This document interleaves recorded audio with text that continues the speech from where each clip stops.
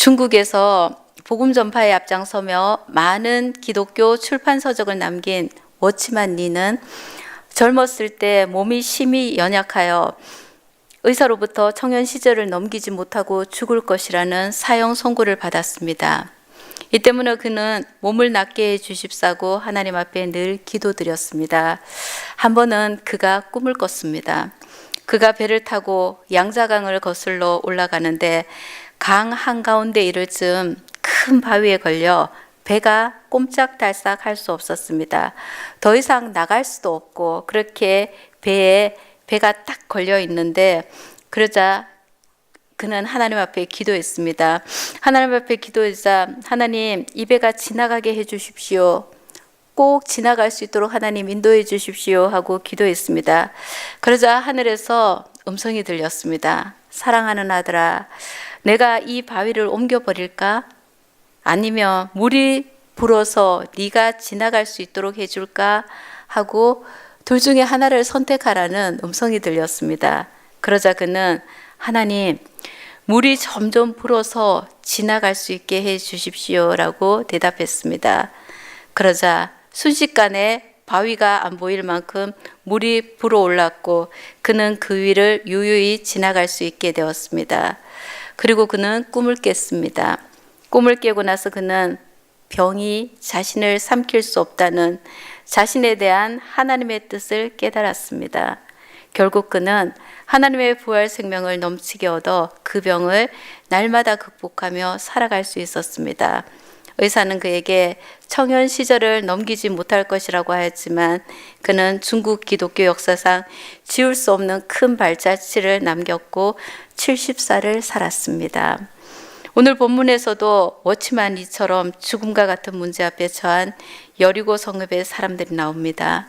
오늘 본문의 배경인 여리고는 향기로운 곳이란 문자적 의미를 가지고 있으며 종려의 성읍, 종려나무의 성이라 불려질 정도로 환경이 쾌적하고 풍요로운 곳이었습니다. 그런데 언제부턴가 토산이 익지 못하고 떨어지는 현상이 발생했습니다. 원인은 물이 나빠서였습니다. 여기서 토산으로 번역된 하아레츠는 직역하면 그 땅이지만 경우에 따라서는 의인하여 땅에 사는 사람들을 의미하기도 합니다. 또한 익지 못하고 떨어지나이다에 해당하는 메시아 칼레트는 사람이나 동물이 자식이나 새끼를 낳지 못한다는 뜻의 동사 샤콜의 분사형입니다. 즉 나쁜 물 때문에 여인들은 유산하고 가축들은 그들의 새끼를 조산하며 식물의 열매는 익기도 전에 떨어졌습니다. 향기라는 지명이 말해주듯 무화과와 종려나무 등 유실수들이 많고 쾌적하고 물이 풍부해 살기 좋았던 복된 성읍이 가축들과 여인들이 유산하고 가을나무의 열매들은 익지 않고 떨어지는 재앙을 만났으니 여리고 주민들에게는 치명적인 문제가 아닐 수 없었습니다. 여리고 성읍 사람들은 자신들 스스로는 도저히 해결할 수 없는 문제에 직면하자 평소에 주인처럼 따랐던 엘리사를 찾았습니다. 다행스러운 일은 토산이 익지 못하고 떨어지는 사망의 재앙만 여리고에 있었던 것이 아닙니다. 여리고에는 하나님의 사자인 엘리사도 있었습니다. 이것은 여리고 사람들에게는 큰 축복이었습니다.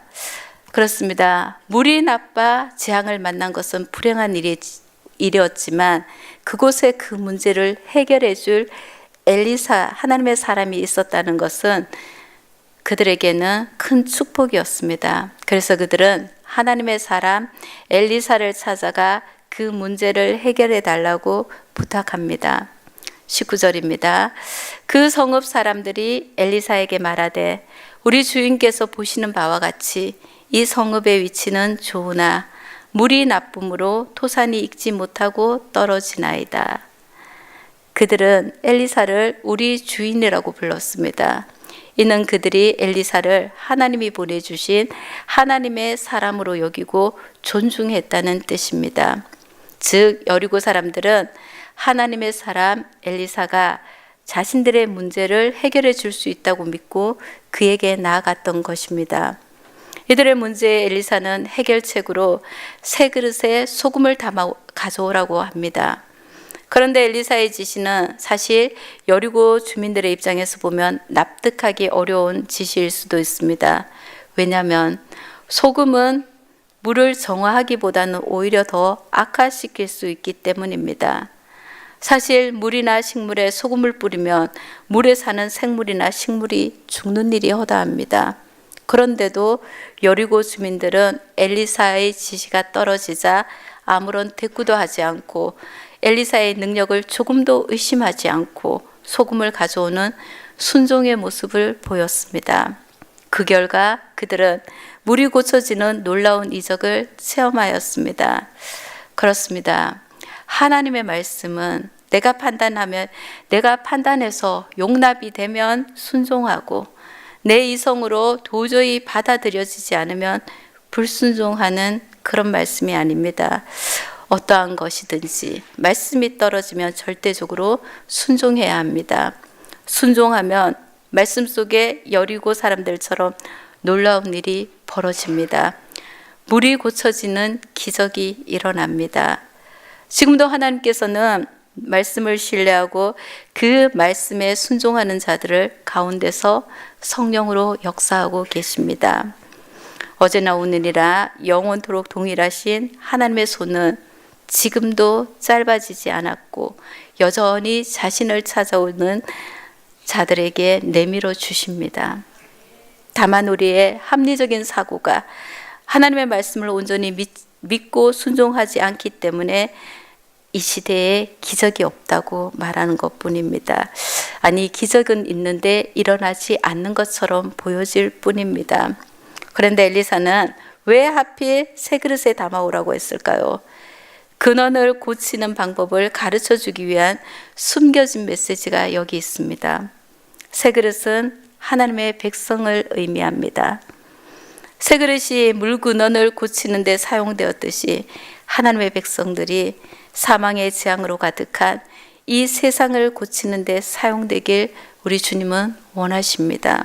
그럼 구체적으로 새 그릇의 의미는 무엇인지 한번 알아보겠습니다. 먼저 새 그릇은 거듭난 사람입니다. 고린도후서 4장 7절은 이렇게 말합니다. 우리가 이 보배를 질그릇에 가졌으니 이는 심히 큰 능력은 하나님께 있고 우리에게 있지 아니함을 알게 하려 함이라. 여기서 질그릇은 우리 인간이고 보배는 예수 그리스도를 의미합니다. 보배를 질그릇에 가졌다는 말은 성령으로 거듭났다는 의미입니다. 거듭난 사람은 그 중심에 예수의 영, 곧 성령님이 함께 계십니다. 머리가 한 사람의 행동을 지배하듯이 인간의 문제를 고치는 것은 먼저 영혼의 변화에서 시작됩니다. 영적인 변화가 없이 환경의 문제만 고쳐지는 것은 결국 뿌리가 병들어서 열매 없는 나무를 뿌리는 고치지 않고 가지에 열매만 매달아 놓는 것과 같습니다. 결국 영혼의 변화는 성령으로 거듭나면서부터 시작됩니다. 사회적인 문제도 결국은 영적인 문제로 인한 열매인 것입니다. 아담이 범죄하자 땅이 저주를 받아 가시와 엉겅퀴를 내기 시작한 것과 같은 원리입니다. 그러므로 사회를 변화시키려면 먼저 영적인 변화가 일어나야 합니다. 전에는 그렇게 좋았던 여리고의 물이 병들게 된 것은 영적인 원인 때문이었습니다. 그 당시 이스라엘은 하나님의 선민이었음에도 불구하고 우상 숭배를 했습니다. 엘리야와 엘리사 같은 위대한 하나님의 사람이 있었음에도 불구하고 그들은 우상 숭배를 했습니다. 그 결과 여리고의 물에 문제가 발생했던 것입니다. 두 번째, 새 그릇은 부서지고 다시 만들어진 사람입니다.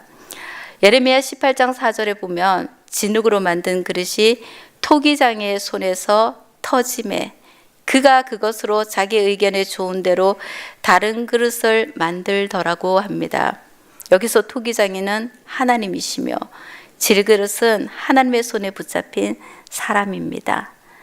하나님께서는 질그릇과 같은 사람을 선택하셔서 하나님이 원하시는 그릇으로 만들기를 원하십니다.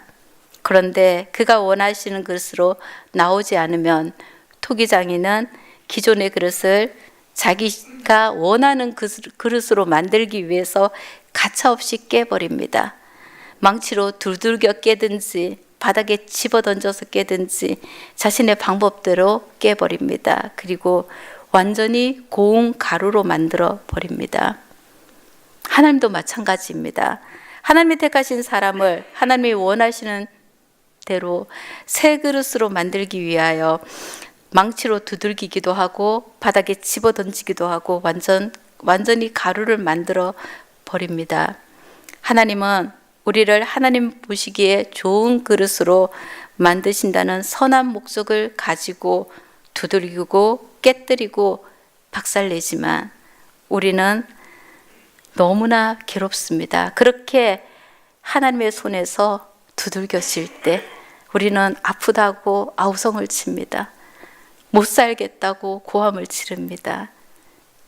그렇지만 잘 견디면, 이 과정을 잘 견디면 하나님 보시기에 심히 아름다운 그릇으로 새롭게 만들어집니다.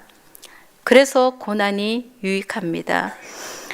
시편 기자는 말합니다. 고난 당한 것이 내게 유익이라. 이로 말미암아 내가 주의 율례들을 배우게 되었나이다라고. 하나님의 손에서 부서지고 새롭게 빚어진 새 그릇은 바로 하나님의 말씀 앞에 순종하는 사람입니다.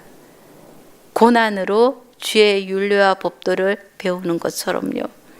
그리고 새 그릇은 더러운 것을 씻어낸 깨끗한 사람입니다. 잠언 25장 4절은 이렇게 말합니다. 은에서 찌꺼기를 제하라. 그리하면 장색에 쓸만한 그릇이 나올 것이요. 새 그릇이 되기 위해서는 먼저 찌꺼기를 제해야 합니다. 어떤 사람은 잘 만들어진 그릇처럼 보이는데 하나님께서 사용하지 않습니다. 또 어떤 사람은 별 볼 일 없는 그릇처럼 보이는데 하나님 앞에 귀하게 쓰임받기도 합니다. 그 이유는 바로 깨끗한 그릇이냐 더러운 그릇이냐의 차이인 것입니다. 아무리 좋은 그릇도 찌꺼기를 제하지 않아서 더러워지면 그 안에는 무엇을 담을 수가 없습니다. 담는 순간 버려질 것이 뻔하기 때문입니다. 따라서 디모데후서 2장 20절은 이렇게 말합니다. 큰 집에는 금그릇과 은그릇뿐 아니라 나무그릇과 질그릇도 있어 귀하게 쓰는 것도 있고 선하게 쓰는 것도 있나니. 즉 여러 종류의 그릇들이 있지만 그릇들의 쓰임에 대해서는 아주 선명하게 두 가지로 말씀하고 있습니다. 귀히 쓰는 것과 천히 쓰는 그릇으로. 그럼 어떤 그릇이 귀히 쓰이고 어떤 그릇이 천히 쓰일까요? 21절이 그 이유를 말합니다. 그러므로 누구든지 이런 것에서 자기를 깨끗하게 하면 귀히 쓰는 그릇이 되어 거룩하고 주인의 쓰심에 합당하며 모든 선한 일에 예비함이 되리라. 그렇습니다. 자기를 깨끗하게 하는 것이 바로 귀히 쓰임을 받는 조건입니다. 세상은 능력 있는 자를 원하지만 하나님의 집에서는 하나님의 말씀에 쫓아 깨끗하게 사는 자가 귀히 쓰임을 받습니다. 이렇게 새 그릇이 준비되면 소금이 필요합니다. 고대의 소금은 음식물의 양념으로 사용되었을 뿐만 아니라 재물을 정결케 하는 재료로나 신생아의 출생 시 소독제 등으로도 다양하게 사용되었습니다. 때론 소금을 뿌리는 행위는 도시를 폐허로 만들겠다는 저주를 상징하기도 했습니다. 하지만 본문에서는 이 소금이 저주받은 여리고 성읍의 물을 깨끗하게 만드는 도구로 사용되었습니다. 여기서 소금은 하나님의 약속의 말씀입니다. 레위기에는 제사법이 나오는데 소제의 예물을 드릴 때 하나님께서는 모든 소제의 누룩과 꿀은 빼고 반드시 소금은 치라고 하셨습니다. 왜냐하면 소금이 변하지 않는 하나님의 언약을 상징하기 때문입니다. 따라서 엘리사는 새 그릇에 소금을 담아 여리고의 부정한 상태를 깨끗한 상태로, 불완전한 상태를 완전한 상태로 변화시키기 위해 물 근원으로 나아갔습니다. 그리고는 하나님의 말씀을 선포합니다. 21절입니다.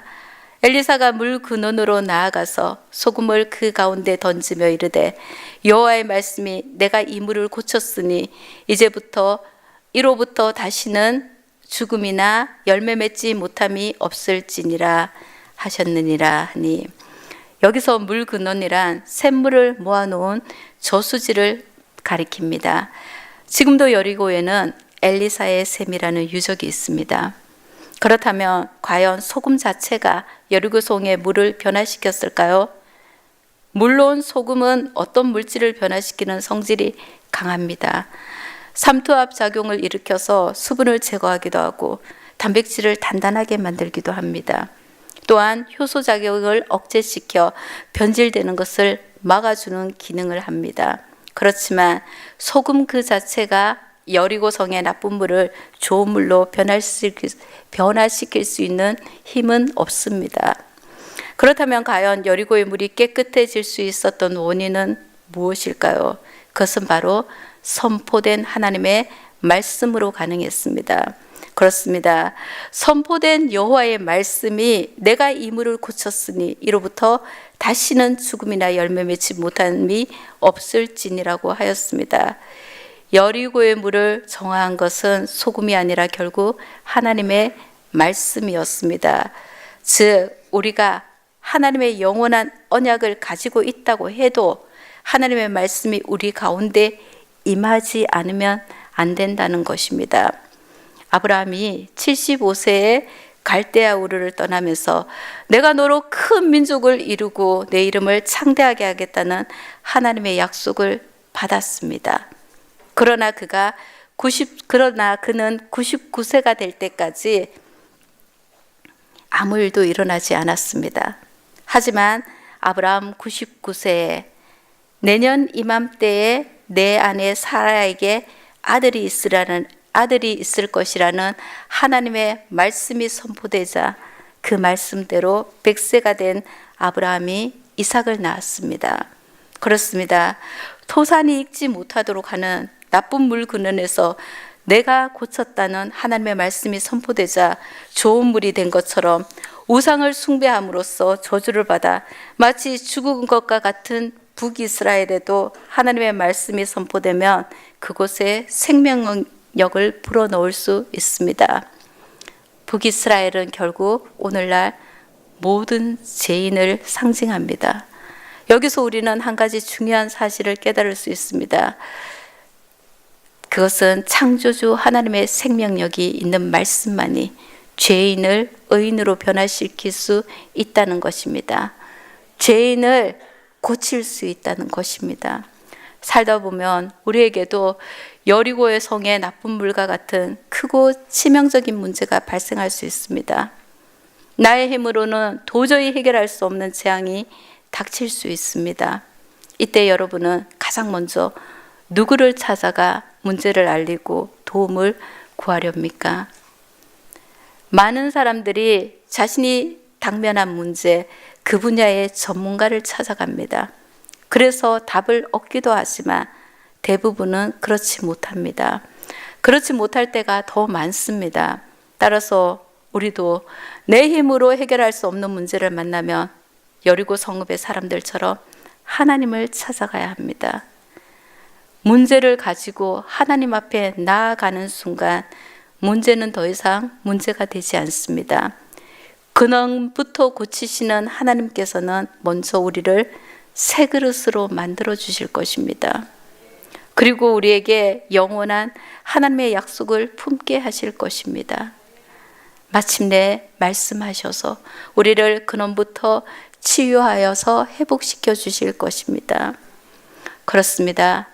우리를 새롭게 하시는 분도, 우리에게 영원한 약속을 주시는 분도, 우리를 고치시는 분도 오직 말씀이 육신이 되어 오신 예수님밖에 없습니다. 예수님만이 죄인을 변화시켜 의인을 의인으로 만들 수 있습니다. 사람들은 교육의 힘으로 인간을 새롭게 할 수 있다고 생각합니다. 또 좋은 환경을 만들어주면 가능하다고 보는 자들도 있습니다. 그런가 하면은 형벌을 통해서 인간을 바꾸는 것이 가능하다고 생각하여 교도소를 많이 짓기도 하지만 교도소가 많다고 범죄율이 줄어들지는 않습니다. 결국 죄인을 변화시키는 길은 오직 하나님의 말씀밖에 없습니다. 따라서 하나님 말씀만이 우리의 근원을 고치시고 회복할 수 있습니다. 성도 여러분, 지금 당장 해결하지 못한 어려운 문제가 있습니까? 그러면은 여리고 주민들이 그들과 함께 했던 엘리사에게 그 문제를 가지고 나아갔던 것처럼 여러분도 여러분과 함께 하시는 예수님께 그 문제를 아뢰십시오. 알리는 순간 여러분의 문제는 이미 문제가 아닙니다. 소경도 나병 환자도 귀신 들린 딸을 둔 여인도 그리고 귀신 들린 아들을 둔 아버지도 다 예수님 앞에 나아왔을 때 그들의 문제는 해결을 받았습니다. 예수님 앞에 나아와서 고백하고 고쳐달라고 도움의 손길을 내미는 순간 그들은 즉시로 도움을 받았습니다.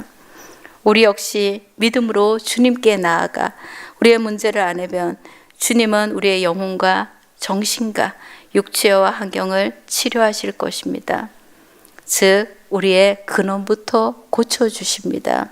그러므로 치료하시는 여호와 라파 하나님을 의지하며 문제 앞에 절망하지 말고 날마다 믿음으로 나아가 하나님의 말씀 앞에 자신을 세우는 우리 모두가 되길 예수님의 이름으로 소망합니다. 기도하겠습니다. 사랑의 하나님, 감사합니다. 오늘 본문 말씀을 통해 여리고의 죽음과 같은 절망적인 순간 소망이 없고 생명력이 있는 것을